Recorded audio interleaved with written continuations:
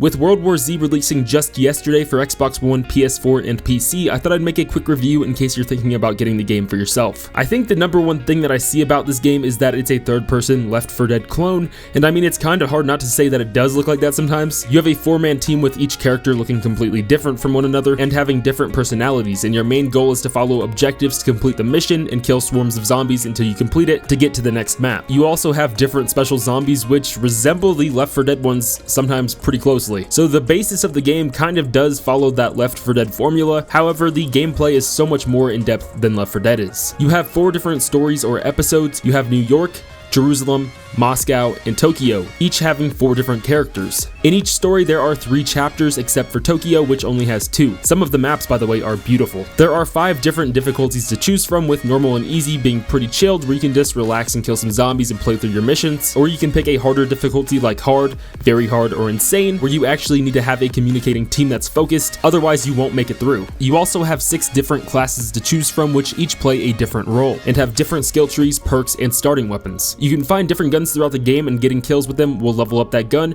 to where you'll be able to purchase upgrades for it. Each mission has a main objective that will eventually take you to the next section, and a lot of the time it ends up with you defending against a swarm of zombies. In some missions, usually the last one of that episode, the swarm of zombies is endless and you can just sit there and see how many you can kill before choosing to escape. This is my favorite part of the game. Sitting at the end and just mindlessly killing zombies is weirdly fun. I really hope they add some sort of horde mode where you just load into a map and see how long you can survive, because I could play that all day.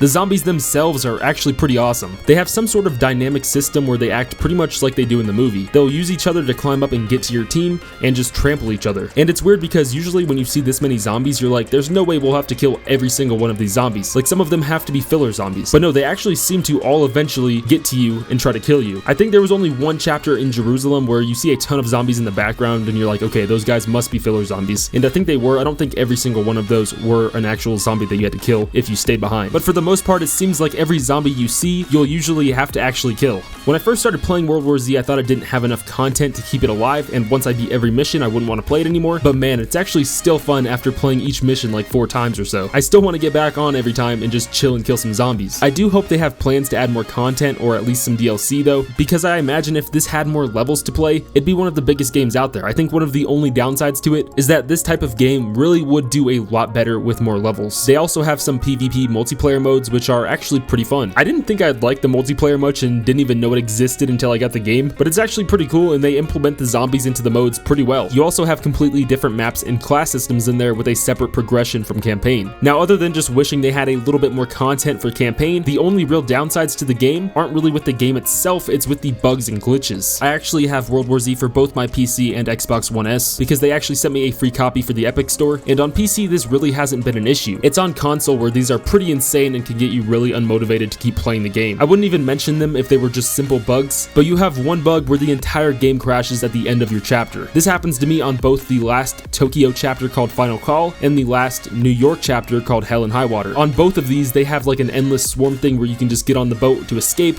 or continue to kill zombies. If you sit here and decide to continue to kill zombies, it will always eventually crash for me. I can only kill them for an additional few minutes and then get on the boat to complete the episode. Otherwise, it just crashes and then we just wasted anywhere from 40 minutes to an hour of time, and man, that hurts. And this isn't just me, this happens to anybody that I'm playing with during that crash. Their game will also crash and lose progress. One time I actually think I did keep the XP that I earned, but the other times I didn't, and man, it's painful when that happens. There's also a bug where the advanced SMG doesn't level up or progress in any way, and you don't realize this until after completing the chapter and realize that you got 0 XP for that gun. I used the advanced SMG for the majority of 2 chapters, so I didn't really earn any weapon XP throughout those missions. I will say though, it seems like a lot of this is being addressed by the developers, since they've been posting about fixes on their Twitter and already have planned an update for it. I'm not sure if the crash at the end of the levels are getting fixed, but I know they're supposed to be fixing some bugs in this next update. It's nice to hear that the developers are actually working hard to fix these issues and are keeping us updated at the same time, and I hope they do get fixed soon because man, some of these just really ruin the experience that the game offers. And again, I don't know about other PC players, I've seen some PC players having crashes and stuff like that, but I think the majority of these issues are on console, because I personally haven't really experienced any any issues on PC. It's up to you if you count this as a downside, but this is a game intended to be played with other people. They have solo offline play, which if you like playing solo offline on Left 4 Dead, you might like solo on here, but I personally think this game is a lot more fun with a friend or 3 friends. The only downside to that is that there's no private lobbies, so if you only have 1 or 2 friends to play with, the other slots will be filled with random people. I don't find this as too much of a problem because it does add some more fun meeting other people and playing with other people, but it would be nice to have private lobbies. So should you buy World War Z? I think it's worth it for sure, especially if you have friends to play with, which makes it a ton of fun. The only real downsides are bugs, which seems like the developers are working to fix. It's just a game that's fun to play and doesn't necessarily have a good story or anything like that, but is fun in the gameplay itself. It does feel a lot like Left 4 Dead, but it has its own style at the same time. But that's pretty much it. See ya.